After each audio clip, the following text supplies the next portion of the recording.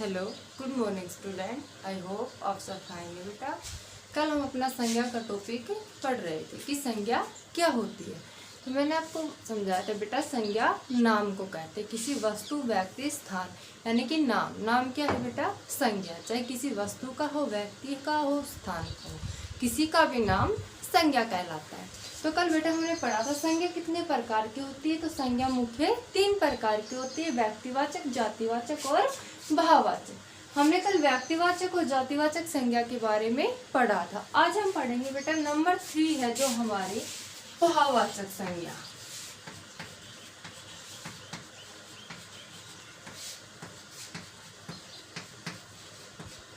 भाववाचक संज्ञा। भाववाचक संज्ञा क्या होती है बेटा? भाववाचक संज्ञा किसे कहते हैं? जिन शब्दों से गुण, दशा, अवस्था या भाव आदि का बोध होता है, यानी कि जिन शब्दों से उसके गुण, उसकी दशा, उसकी अवस्था या उसके भाव, मन के जो भाव है उनका बोध होता है, वो भाववाचक संज्ञा कहलाती है। जैसे बेटा महसूस करना, किसी भी चीज को महसूस करना, जैसे प्रेम है। प्रेम कौन सी संज्ञा है बेटा? प्रेम है ये भाववाचक संज्ञा है, क्योंकि प्रेम को ना तो तोला जा सकता है, ना उसकी जाति बताई जा सकती है।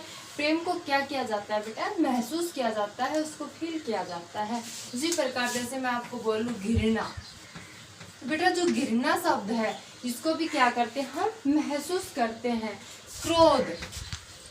क्रोध को भी हम क्या करते हैं? महसूस करते हैं। इसको हम बाहर निकाल कर दिखा नहीं सकते, इसको तोल नहीं सकते। ये ऐसी चीजें हैं जिनको हम महसूस कर सकते हैं। भाव यानी कि हमारे मन के भाव, हमारे मन के जो विचार है, मन में जो भाव है, किसी के प्रति हमारे प्रेम के भाव है, किसी के प्रति हमारे घृणा के भाव और किसी के प्रति हमारे क्रोध के भाव है।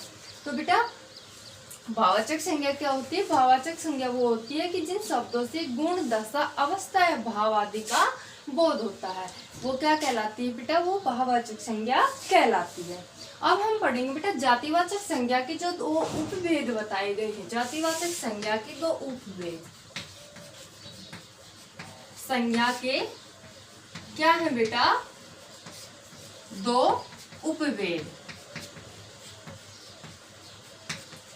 कौन कौन से है बेटा? फर्स्ट है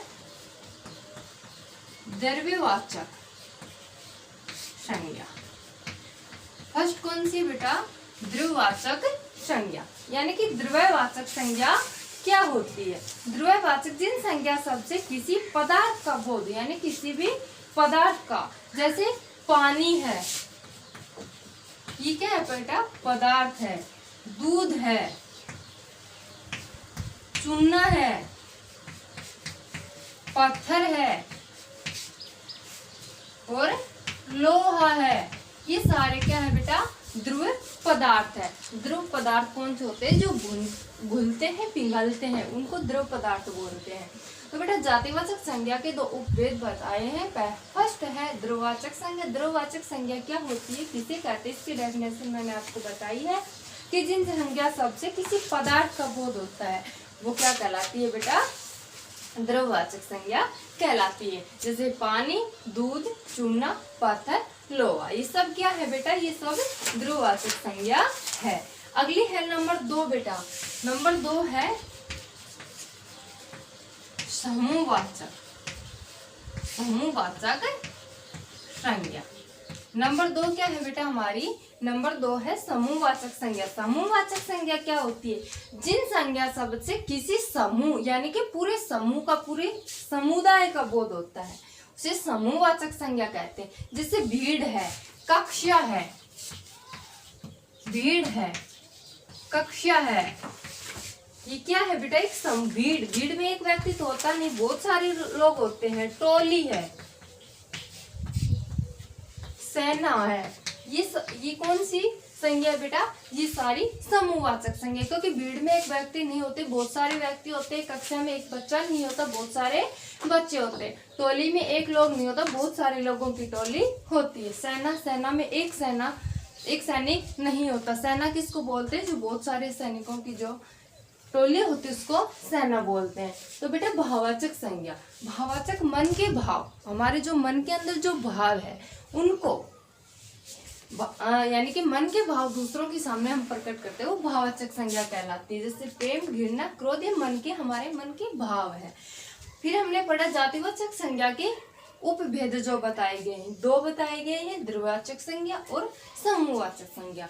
द्रव्यवाचक संज्ञा जिनसे, जैसे पानी है, दूध है, चूना है, पत्थर है, ये सारे कैसे हैं बेटा, पदार्थ, यानी कि जो ऐसे पदार्थ जो घुलनशील होते हैं वो द्रव पदार्थ कहलाते हैं। समूहवाचक संज्ञा में क्या बता बेटा, समूह, समूह का अर्थ होता है इकट्ठा होना।